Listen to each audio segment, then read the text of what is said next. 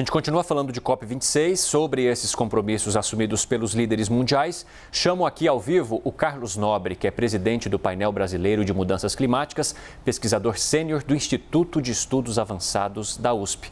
Professor, seja muito bem-vindo, é um prazer falar contigo nesta terça-feira. Obrigado por nos atender, e discutir esse assunto com a gente. Bom dia.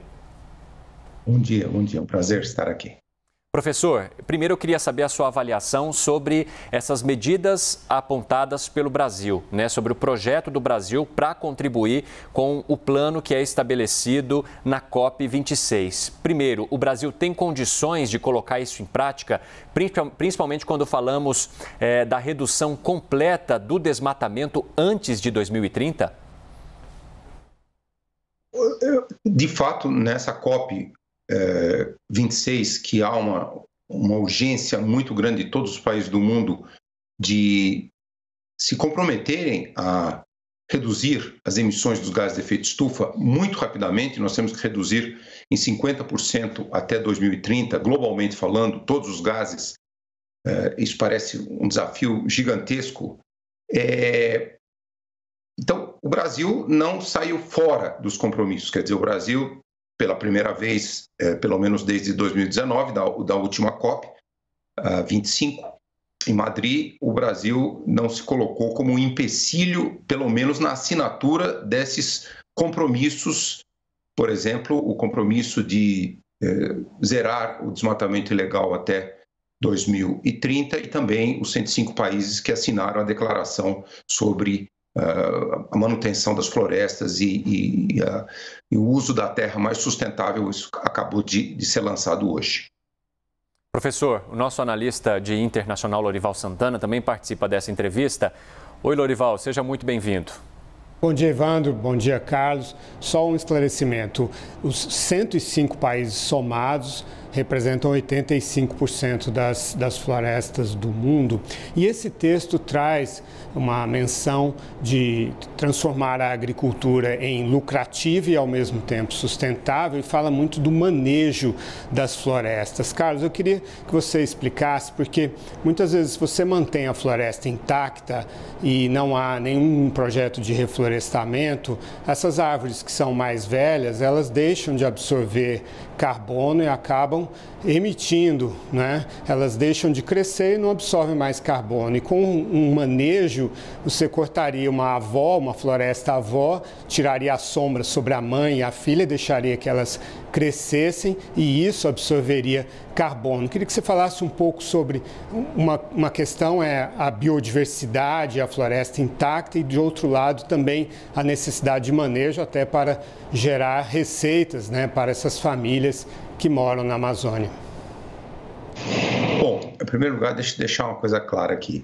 Já há vários estudos mostrando que o potencial econômico de sistemas agroflorestais, com a floresta em pé, com inúmeros produtos da floresta amazônica, açaí, cacau, castanha, tucumã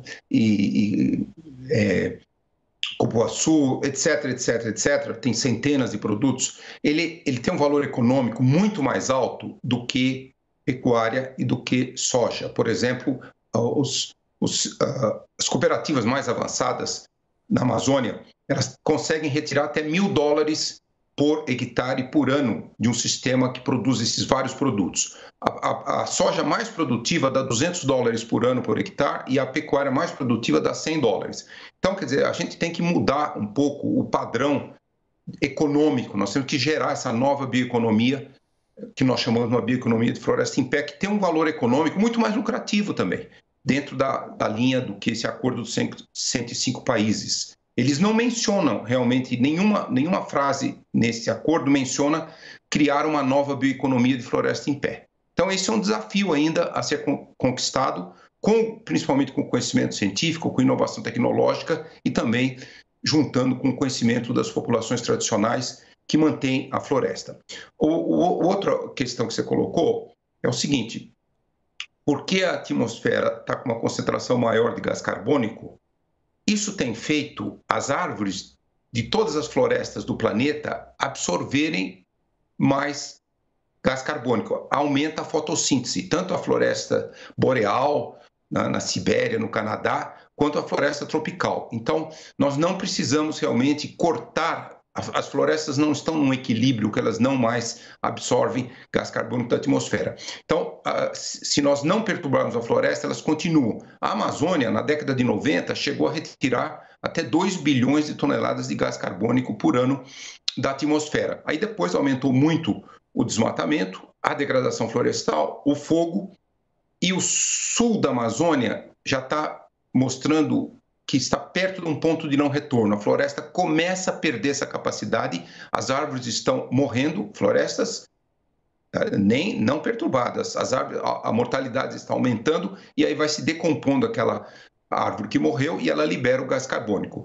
Mas eu concordo com o ponto de vista que, principalmente nos trópicos, mas não só nos trópicos, em todo o planeta, nós temos um grande potencial de restauração florestal. Com restauração florestal, nós podemos retirar uma grande quantidade de gás carbônico da atmosfera. Inclusive, atingir a meta de 1,5 graus significa realmente restaurar milhões de quilômetros quadrados de florestas em todo o planeta. E nos trópicos, as florestas tropicais são as que crescem mais rápido e retiram, por exemplo, a floresta amazônica em recrescimento, ela retira entre 12 e 15 toneladas de gás carbônico por ano por hectare. Então, esse é o caminho a seguir.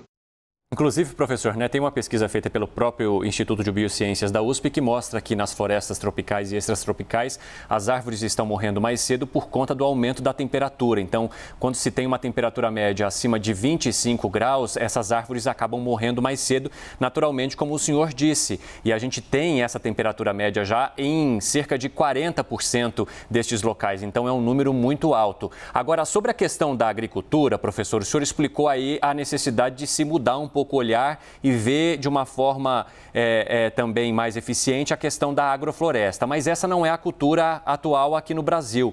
Temos a agricultura, o plantio de grandes lavouras, grandes safras aí ao longo dos anos, e esse continua sendo um objetivo ainda das autoridades do governo federal, que quer colocar o Brasil ou mantê-lo nos primeiros lugares de grande produtor ou entre grandes produtores de alimentos. A Confederação Nacional da Agricultura disse que, na participação da COP26, vai apresentar um projeto que aponte que é possível ter, sim, cada vez mais sustentabilidade no meio disso. Como que o senhor avalia, então, diante da realidade que a gente tem, com a agricultura tão forte no país, essa questão, e se, de fato, é possível chegar a esses níveis de sustentabilidade que são apontados pelas autoridades ali na COP26 como uma forma de mostrar que o Brasil está fazendo a sua parte?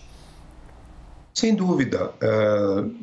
A ciência já tem soluções de chamada agricultura de baixo carbono muito já testadas. Por exemplo, nós temos aqui no Brasil o Plano de Agricultura de Baixo Carbono, que o Ministério da Agricultura lançou em 2010. Já são 11 anos desse plano, mas a adesão a esse plano tem sido muito pequena.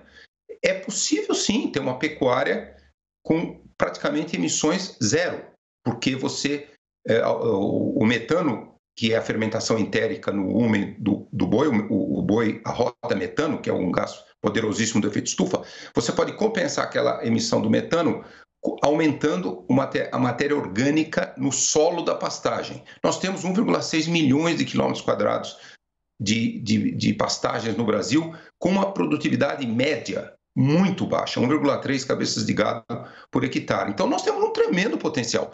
De fato, com uma pecuária altamente produtiva, nós podemos reduzir em 50%, 40% a área necessária para continuar produzindo os produtos da pecuária. E também outras culturas agrícolas, nós podemos aumentar muito a produtividade e reduzir muito a emissão dos gases de efeito estufa. Em outras palavras, nós não precisamos, e todos os ministros da Agricultura falam essa frase sempre, nós não precisamos cortar uma única árvore em todo o Brasil, seja na Amazônia, seja no Cerrado, seja na Mata Atlântica, no Pantanal, nos Pampas, não precisamos mais, porque nós temos quase 3 milhões de quilômetros quadrados em agricultura e pecuária. Nós precisamos aumentar a produtividade e com uma agricultura de baixo carbono.